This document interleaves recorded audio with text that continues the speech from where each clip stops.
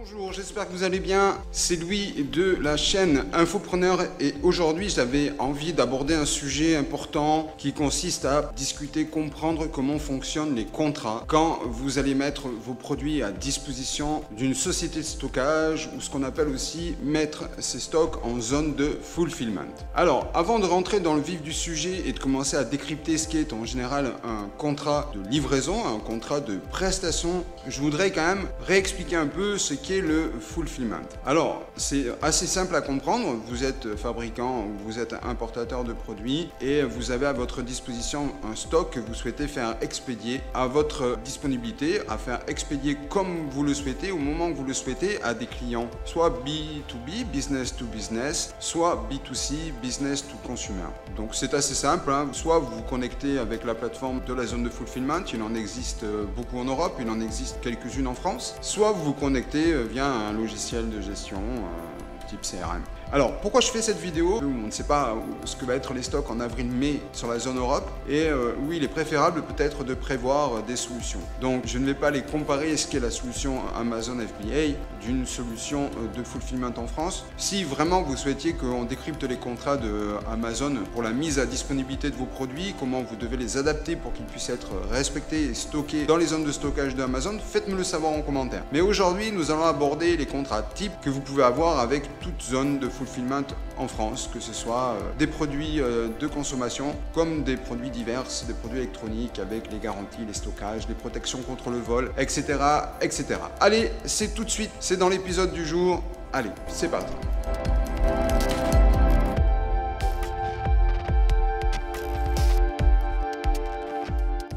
Comme je vous l'expliquais, on va parler des contrats de prestation de services entre vous qui êtes donneur d'ordre et une zone de fulfillment, c'est-à-dire une entreprise qui a des zones de stockage et qui a des capacités de livraison. Alors bien sûr, au préalable, vous allez discuter avec les commerciaux, vous allez vous entendre sur des prix, vous allez vous entendre sur des capacités d'expédition journalières. Mais moi, ce qui va m'intéresser aujourd'hui de décrypter avec vous, c'est comment lit-on le contrat, comment arrive-t-on à le comprendre et comment on peut éviter d'être dans la difficulté. Alors, je ne vais pas au travers de cette vidéo stigmatiser ou accuser les plateformes de fulfillment de ne pas faire correctement leur travail ou d'avoir des contrats qui leur permettent d'être plus protégés que vous ne l'êtes. Je vais juste, comme dans toute activité, que vous trouviez un travail ou que vous achetiez une maison, que vous achetiez une voiture ou que vous preniez un contrat d'assurance pour partir à l'étranger, vous avez un contrat. Alors, certains vous diront que moins il y a de choses dans le contrat et plus vous êtes libre de discuter avec la société, et d'autres qui vous diront que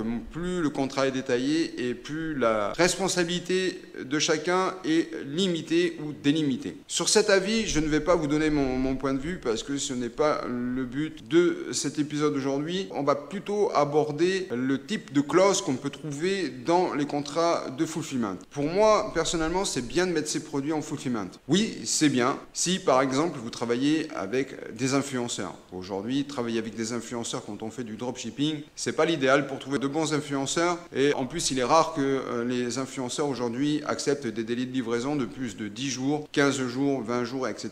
Surtout si vous faites des préventes. Donc pour moi, le fulfillment c'est quand même une solution qui permet de stocker ses produits et de pouvoir les livrer en 24-48 heures, donc de pouvoir, quand vous organisez des ventes, être sur la vente dite émotionnelle, où le client se dit demain ou après-demain je peux être livré, donc je passe à l'action et j'achète. Donc ça peut être un vecteur supplémentaire de conversion d'achat. Premier point qu'on va aborder sur les articles que vous pouvez trouver dans un contrat consiste aux conditions tarifaires particulière. Alors, dans ce type d'article, vous pourrez avoir un nombre d'expéditions envoyées par semaine pour ne pas avoir à payer un stockage dans les entrepôts parce que vous n'avez pas un débit mensuel suffisant. Donc, pour moi, au travers de cette cloche, je vous demande de bien effectuer vos calculs, votre taux moyen d'expédition de colis que vous pensez pouvoir effectuer chaque semaine ou chaque mois ou au trimestre. Et je vous invite, quand vous négociez avec une zone de fulfillment, à pourquoi pas obtenir 2 mois ou 3 mois, le temps que vous vous lanciez, le temps que vous puissiez tester, que tout fonctionne bien. Puisqu'on ne va pas discuter des influenceurs aujourd'hui, mais des fois, ça peut arriver qu'un contrat est signé à une date et puis la vente est reportée à une autre date, etc.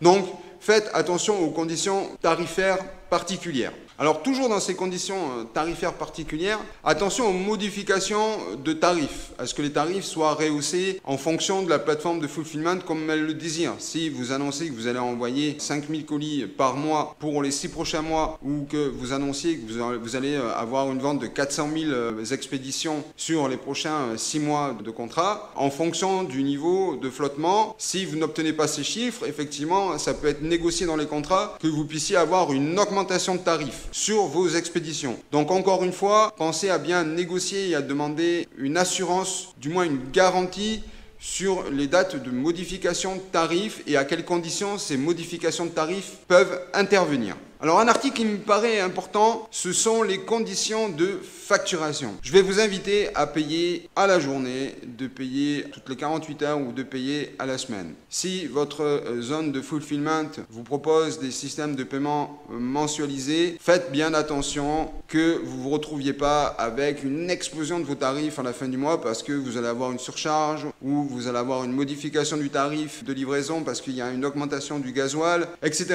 Donc veillez, à mon avis, à trouver une plateforme de fulfillment qui vous garantit de pouvoir payer au minimum à la semaine afin de pouvoir maîtriser votre budget à expédition. Parce que je vous promets que si vous envoyez des centaines de colis tous les jours et que vous avez donc livré entre 2000 et 3000 colis au mois, vous pouvez vite vous retrouver avec des frais de livraison de 15 000 à 20 000 à 25 000 euros. Donc faites en sorte de ne pas vous retrouver à vous enflammer, à vous dire j'ai de l'argent en banque, je vais faire des nouveaux investissements, je vais lancer des nouvelles publicités et je vais continuer à essayer de me développer. Donc ça, d'avis personnel, vu que moi ça m'arrive de mettre à disposition de mes clients des zones de fulfillment, c'est quelque chose que je négocie avec l'apporteur d'affaires. Je lui demande de pouvoir régler toutes les 24-48 heures, voire à la semaine si c'est pas la première fois que je fais une vente avec lui et que je le connais et que je sais qu'il a l'habitude et que en termes d'accounting, en termes de comptabilité, il est correct. Alors, je vais vous demander aussi de faire extrêmement attention sur les frais d'expédition, c'est-à-dire de bien comprendre comment se calcule la volumétrie, par exemple, ou le poids d'expédition de vos colis, parce que vous pouvez avoir, entre votre estimation à vous et le coût final, des petites divergences du fait que vous vous retrouvez avec des clients qui achètent, par exemple, à la Martinique, ou d'autres qui achètent au Cameroun, ou d'autres qui achètent en Belgique ou en Suisse, de bien avoir négocié au préalable ces tarifs avec la zone fulfillment. Pensez bien à demander des tarifs France, des tarifs pour les pays pour lesquels vous êtes sûr que vous allez envoyer quelques dizaines de colis par semaine, et après peut-être négocier un tarif sur les autres pays européens, et ainsi de suite, jusqu'à avoir à peu près des tarifs sur toutes les zones du monde. Parce que vous allez vous retrouver peut-être avec un excellent tarif pour des livraisons en France en 48-72 heures, et après vous allez vous retrouver avec un tarif multiplié par 3, une livraison qui va mettre à nouveau entre 10 et 15 jours pour être livrée. Donc avant de signer votre contrat, toujours bien vérifier que vous avez bien anticipé tous les tarifs de livraison. Ça, c'est quelque chose qui me paraît extrêmement important. Alors toujours dans les frais d'expédition, vous pouvez avoir ce qu'on appelle les suppléments et les options. Je vous en ai déjà un petit peu parlé un petit peu avant dans la vidéo, mais là, je voudrais quand même aussi que vous compreniez que si un client ne va pas chercher son produit, que même vous l'ayez mis en dépôt relais, si la zone de fulfillment le propose, ou que vous l'ayez envoyé chez le client directement avec une remise contre signature, si votre client refuse votre colis ou ne va pas le réclamer, le colis devra être réacheminé à l'entrepôt. Sachez que vous devrez payer des frais pour cela. Pensez bien à négocier aussi un tarif correct qui ne dépasse pas l'entendement, bien sûr. Alors, autre article important à négocier et à bien lire et à bien comprendre ce qui se passe dans le contrat que vous allez signer. Surtout, je vous le répète, ne vous empressez pas. Surtout quand les contrats commencent à faire 10, 15 pages ou 20 pages, c'est qu'en général, s'il y a du contenu, c'est qu'il faut le lire, le relire et pourquoi pas même le faire analyser par quelqu'un qui a l'habitude ou quelqu'un qui connaît un petit peu les ficelles du métier pour, par exemple, bien comprendre ce que sont les conditions d'envoi. Alors, dans les conditions d'envoi, vérifiez bien quel est le type d'emballage. Combien va vous coûter l'emballage? Est-ce que c'est compris dans le frais d'expédition?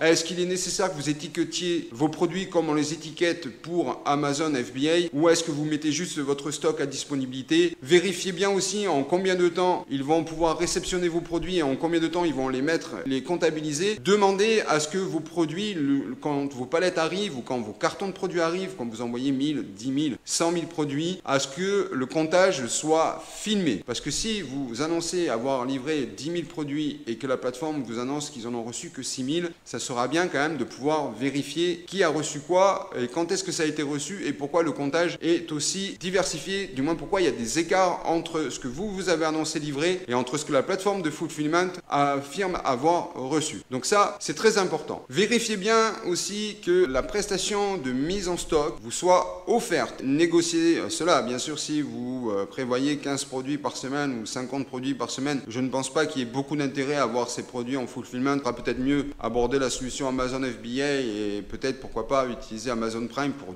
dynamiser vos ventes. Mais si vous avez un débit de colis assez important, pensez bien à demander combien va vous coûter, par exemple, le fait de compter les produits qui arrivent par palette. Est-ce que c'est offert ou est-ce qu'il y a un coût fonctionnel dans le comptage de vos produits? Et est-ce que si vous n'avez pas fait l'étiquetage la première fois, est-ce que la compagnie de fulfillment peut vous proposer un étiquetage? Parce que peut-être que voilà, vous avez fabriqué un produit, vous avez fait tout l'emballage, tout le packaging et vous n'avez pas pensé que ça serait telle compagnie d'expédition ou telle autre société de fulfillment qui allait envoyer vos produits et du coup vous n'avez pas installé de QR code ou de code barre qui permettrait à la zone de fulfillment de pouvoir récupérer les produits, surtout si la zone de fulfillment est robotisée, et de pouvoir avoir une automatisation de vos expéditions. Donc pensez bien à poser toutes ces questions lorsque vous discuterez avec les agents commerciaux ou du moins quand vous discuterez avec le directeur commercial ou la personne qui vous projette d'utiliser leur solution de fulfillment pour être sûr que vous n'aurez pas une fois encore de frais un petit peu annexes à ce que vous aviez prévu au départ pour pouvoir maîtriser vos coûts.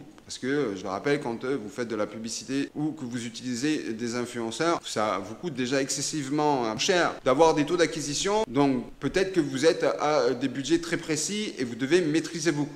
Donc, pensez bien à demander. Alors, je voudrais parler encore d'une chose avec vous, c'est ce qui concerne les assurances stockage de vos produits en entrepôt ou en zone fulfillment. Je l'ai déjà lu dans des contrats puisque en voyant des produits pour de nombreux clients en Europe, comme cela m'est arrivé moi et mes équipes de gérer des zones de fulfillment, il arrive que des fois, en lisant le contrat, on s'aperçoit à un moment, à un endroit du contrat, que vos stocks ne sont pas assurés dans les entrepôts. Que si il y avait un incendie ou un dégât des eaux ou un vol, vous pourriez perdre la valeur de votre stock et que c'est à vous de contracter, d'avoir un contrat d'assurance. Je pense que c'est compliqué d'obtenir une compagnie d'assurance, ça doit être excessivement cher, de pouvoir avoir une assurance pour des produits dans un entrepôt qui n'est pas le vôtre. Donc je vous invite une fois encore à bien vérifier avec la compagnie avec qui vous souhaitez utiliser les services de fulfillment s'ils proposent un service d'assurance. Si c'est 200 produits à 10 €, vous pouvez vous dire si je perds mes 2000 €, c'est pas grave, mais si vous envoyez 10 000 produits d'une valeur de 15 € ou de 25 €, vous pouvez vite perdre 150 000 à 250 000 € s'il y a un dégât des eaux, un incendie ou ne serait-ce un vol ou je ne sais quoi. Donc vérifiez bien, lisez bien,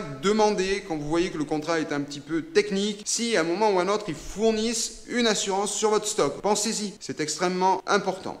On va parler aussi des responsabilités de chaque partie. Donc, vérifiez bien aussi avec la société d'expédition qui se dégage de toute responsabilité si, par exemple, elle vous a annoncé un délai de livraison de 48-72 heures et qu'elle a, soi-disant, un incident technique ou un incident de logistique ou un problème de personnel et qu'elle ne peut pas assurer les délais qu'elle vous a annoncés au départ. Faites en sorte qu'il y ait des pénalités de la part de la société qui va livrer pour vous. Faites en sorte de bien lire dans les contrats qu'il y a des phases de pénalité, surtout si vous avez des commandes qui sont restées une semaine sur le quai de l'entrepôt, que personne n'a pu vous donner des nouvelles de la mise en paquet de vos produits et que vous n'avez pas de numéro suivi à offrir à vos clients alors que vous leur aviez garanti une livraison à 48-72 heures. Donc la partie responsabilité de la plateforme de fulfillment me paraît être un article important du contrat qu'il faut bien lire et bien prendre le temps de comprendre. Je le rappelle, n'hésitez pas à rappeler le commercial avec qui vous négociez pour bien vous faire expliquer le contrat. N'hésitez pas à prendre des notes, à vous poser des questions, que vous reportez par email, que vous lui envoyez avant de discuter avec lui à nouveau par téléphone.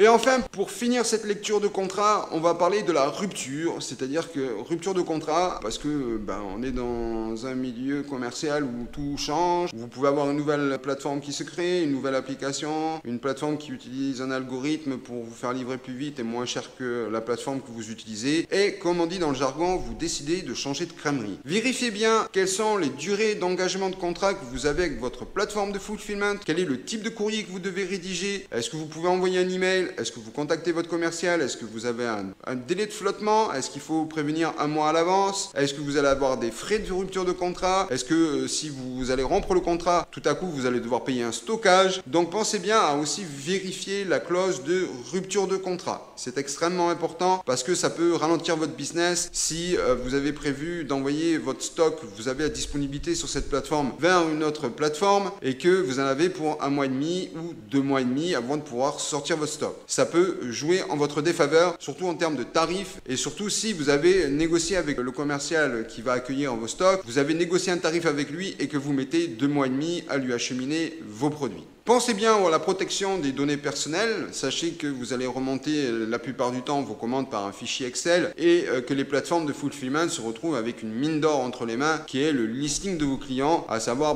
vous vendez un produit de beauté ou vous vendez un produit électronique et ils ont un fichier client, ils ont l'adresse et ils savent le type de produit qu'ils commandent. Donc faites bien attention, je l'ai déjà vu sur des systèmes de paiement qui ont des plateformes de communication de publicité et qui utilisent les fichiers clients. Donc lisez bien quelle est la responsabilité de votre plateforme et comment elle utilise les données personnelles de vos clients. Demandez-leur, lisez bien encore le contrat, mais demandez à ce que les données de vos clients soient protégées et qu'ils ne se retrouvent pas derrière à recevoir des appels indigents à pas d'heure, à longueur de journée, ou à recevoir des propositions commerciales, ou même à être démarchés par des personnes qui auraient eu vent d'informations concernant leur mode de consommation. Ça me semble aussi extrêmement important. Voilà, je pense qu'avec ça, vous savez un peu sur quoi vous posez. Vous avez compris que s'il n'y a pas de contrat ou très peu de contrat, allez voir les conditions générales de vente du prestataire de service, donc de la zone de fulfillment, parce qu'en général, quand vous avez un tout petit contrat qui est léger au départ, c'est que ce sont les conditions générales de mise à disposition ou les conditions générales de vente qui serviront et qui feront office de contrat. Mais a priori, si vous avez un contrat extrêmement détaillé, prenez le temps de le lire 1 fois, 2 fois, 3 fois, de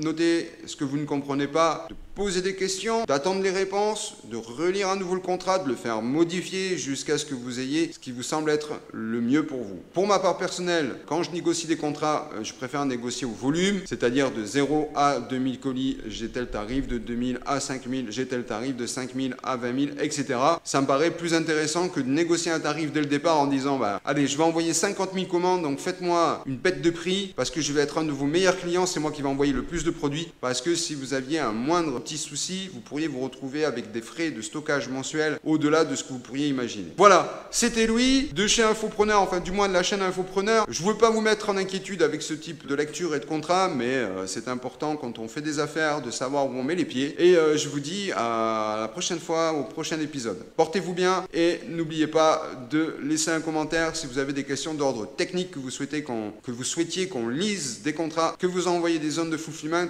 On est à votre disponibilité. Ciao, bye bye.